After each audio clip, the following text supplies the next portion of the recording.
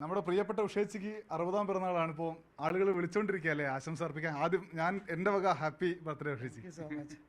60ാം വർഷം എന്നൊക്കെ പറയുമ്പം പോയത് അറിഞ്ഞില്ല കേട്ടോ. പക്ഷെ വയസ്സ് 60 ഈ പത്രത്തിൽ വരുമ്പോഴാണ് അറിയുന്നത്. ഞാനിപ്പോഴും എൻ്റെ മനസ്സിപ്പോഴും ചെറുത് തന്നെയാണ്. അപ്പോൾ ഈ 60 വയസ്സെന്നൊക്കെ കേട്ട് ആ ഒരു രസത്തിലൊക്കെ നിൽക്കുമ്പേ പഴയ കുറെ അതൊരു ഞെട്ടലാ. എന്താ ഞെട്ടല്? ഇത്രയ്ക്ക് ആയോ എന്നുള്ളത്, എത്ര പെട്ടെന്നാ പോയത് വർഷം എന്നുള്ളതാ, അതാ ഞെട്ടല്. അപ്പൊ അങ്ങനെ ഓടിപ്പോയിക്കൊണ്ടിരുന്ന വർഷങ്ങളിലെ ഏറ്റവും രസമുള്ള ഓർമ്മ എന്താ ഉഷേച്ചിക്ക്? രസമുള്ള ഓർമ്മകൾ എൻ്റെ ജീവിതത്തിൽ പിന്നെ എത്ര നല്ല നല്ല അനുഭവങ്ങളുണ്ട്. ഞാൻ സ്പോർട്സ് ഒരു സാഹചര്യവും പിന്നെ സ്പോർട്സുകാരി ആവാൻ പറ്റുന്ന ഒരു സാഹചര്യം ഇല്ലാത്ത കാലഘട്ടത്തിൽ രാജ്യത്തിന് വേണ്ടി ഒരുപാട് നേട്ടങ്ങൾ നേടുക എന്ന് പറഞ്ഞാൽ എന്നെ സംബന്ധിച്ചിടത്തോളം ഒരുപാട് നല്ലതല്ലേ. 86 ഏഷ്യൻ ഗെയിംസിൽ 5 സ്വർണം കിട്ടിയതിൽ 4 എൻ്റെ നേട്ടത്തോട് കൂടിയിട്ട് നമ്മുടെ രാജ്യത്തിനെ മൊത്തം 14 നിന്ന് 4ാം സ്ഥാനത്തേക്ക് എത്തിക്കുക എന്ന് പറഞ്ഞു കഴിഞ്ഞാൽ അതൊരു വലിയ അച്ചീവ്മെൻ്റ് അല്ലേ. അതിൽ തന്നെ 85 ഏഷ്യൻ ചാമ്പ്യൻഷിപ്പിൽ 5 സ്വർണം നേടിയപ്പം ഇന്ത്യയുടെ സ്വർണം ഉണ്ടാക്കുന്ന കമ്പനിയാണെന്ന് വരെ വിശേഷിപ്പിച്ചിട്ട് പത്രങ്ങൾ എഴുതിയിട്ടുണ്ട് അവിടുത്തെ ഇന്തോനേഷ്യയുടെ. പിന്നെ ലോസ് ഏഞ്ചൽസ് ഒളിമ്പിക്സിൽ മെഡലിൻ്റെ അടുത്ത് വരെ എത്തിയിട്ട് അങ്ങനെ ആയപ്പോൾ അത് എന്നും ഓർക്കുന്നൊരു അവസരങ്ങൾ, ഒരുപാട് അവസരങ്ങൾ. ശരിക്കും ഉഷേച്ചി ഓർക്കുന്നത് അതൊരു സങ്കട നിമിഷമാണോ സന്തോഷ നിമിഷമാണോ? ഇപ്പോൾ അത് സങ്കട നിമിഷം തന്നെയാണ്. സന്തോഷം എന്നറിയാൻ മെഡലിൻ്റെ അടുത്തെത്തി എന്നുള്ളതാണ്. പക്ഷേ അത് സത്യത്തിൽ അതിനെ ഞാൻ പോസിറ്റീവായിട്ട് കണ്ടതുകൊണ്ടാണ് പിന്നീട് എനിക്ക് അച്ചീവ് ചെയ്യാൻ പറ്റിയത്. കാരണം എന്താണെന്ന് വെച്ച് കഴിഞ്ഞാൽ എനിക്കെന്താ ഉള്ള ഒരു കമ്പാരിസണും ഇല്ല ഈ കാലഘട്ടമായിട്ട്. കാരണം ഞാൻ സാധാരണ ട്രെയിനിങ് ചെയ്തിരിക്കുന്ന എൻ്റെ ലൈഫിൽ ജീവിതത്തിൽ 2 തവണയേ ഞാൻ ഫുൾ 10 ഹേർഡിൽസ് ചെയ്തിട്ടുള്ളൂ അവിടെ പങ്കെടുക്കുന്നതിന് മുമ്പ്.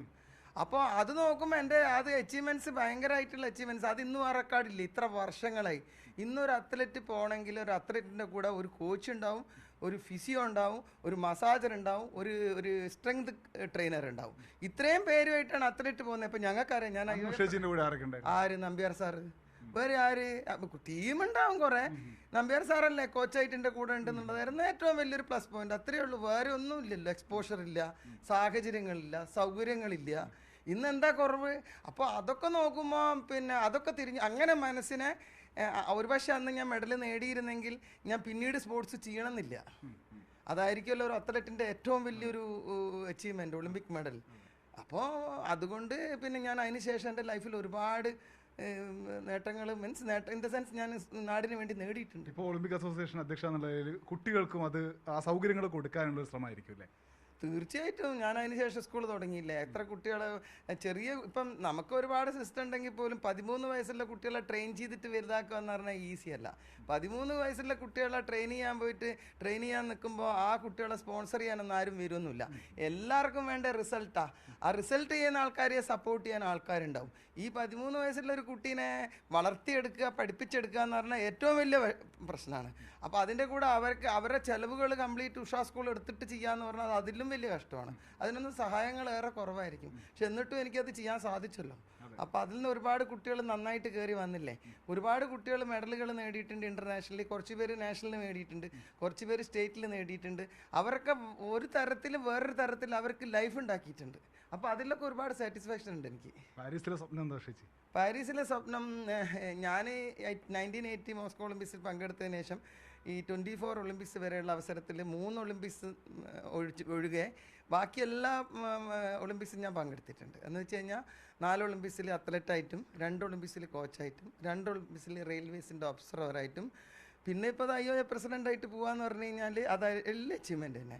അപ്പോൾ തീർച്ചയായിട്ടും ഞാൻ പോകുമ്പോൾ പ്ലേയേഴ്സൊക്കെ തന്നെ അവർക്ക് എല്ലാ സൗകര്യത്തോടു കൂടി ആയിരിക്കണം പോകണമെന്ന് ഞാൻ ആഗ്രഹിക്കുന്നുണ്ട്. അതുകൊണ്ട് തന്നെ IOAയുടെ സൈഡിൽ നിന്നുള്ള എല്ലാ സാഹചര്യങ്ങളും അവർക്ക് ചെയ്തു കൊടുത്തിട്ടുണ്ട്. ഒരാൾക്ക് തന്നെ 3 പേരൊക്കെ പോകുന്ന ആൾക്കാരൊക്കെ ഉണ്ട്, 3 പേര് സപ്പോർട്ടിങ് സ്റ്റാഫായിട്ട് പോകുന്നത്. അപ്പോൾ അതൊക്കെ ചെയ്തിട്ടുണ്ട്. ഏറ്റവും നല്ല ഇന്ത്യയിലെ സ്പോർട്സ് മെഡിസിൻ എക്സ്പേർട്ട് ഡോക്ടറാണ് കൂടെ പോകുന്നത്. അവരുടെ ഒരു ടീം തന്നെ.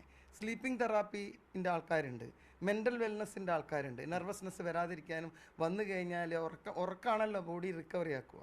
അതൊന്നും ചെയ്യാൻ പറ്റിയിട്ടില്ല, അവർക്ക് പെർഫോമൻസ് ചെയ്യാൻ പറ്റില്ല എന്നൊന്നും അങ്ങനെ ഒരു സംഘം തന്നെ അവർ അനുഗമിക്കുന്നുണ്ട്.